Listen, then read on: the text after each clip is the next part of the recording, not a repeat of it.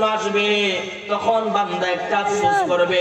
আল্লাহ কোরআনুল কারীমের মধ্যে জানায়,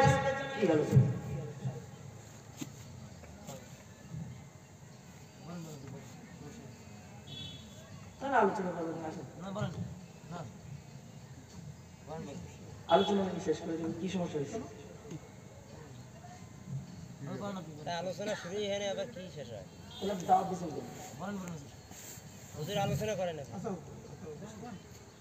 আলোচনা চলবে ইনশাআল্লাহ। ডক্টর তৈরি হয় নাই, মরা মানুষ জীবিত করতে পারবে, আছে নাকি? মানুষ তো দূরের কথা, একটা পিপিলিকা যদি মারা যায়, আর পুরা পৃথিবীর সকল ডক্টর মিলে কি পিপিলিকাটাকে জীবিত করতে পারবে নাকি?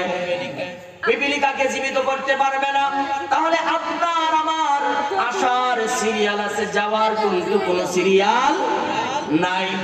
আল্লাহ তাআলা কোরআনুল কারীমের ভিতরে ঘোষণা দেন, কুল ইন্নাল মাউতাল্লাযী তাফিরুনা মিনহু ফাইন্নাহু মুলাকীকুম। জুড়ে বলি আল্লাহু আকবার।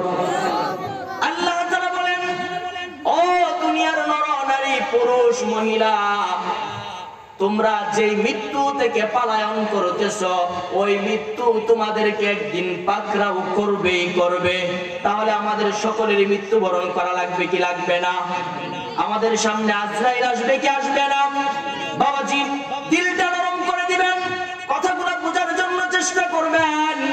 আমাদের প্রত্যেকের সামনে কিন্তু একদিন মালাকুল মউত হাজির হবে। আসার সিরিয়াল আছে, যাওয়ার কিন্তু কোনো সিরিয়াল নাই। বাবার পরে সন্তান আসে, সন্তানের পরে তার সন্তান আসে, কিন্তু আজকে কত বাবা সন্তানের লাশ দাফন করে, ঠিক কিনা? তাহলে আপনার সামনে আমার সামনে একদিন আজরাইল আসবে।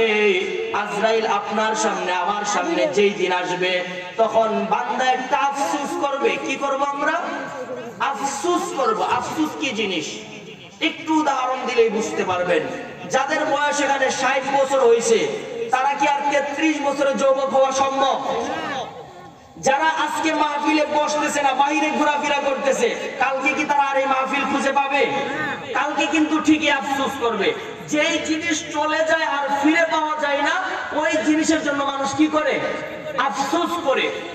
তো আজরাইল যখন আমাদের সামনে আসবে, আমাদের সামনে আজরাইল আসবে কি আসবে না?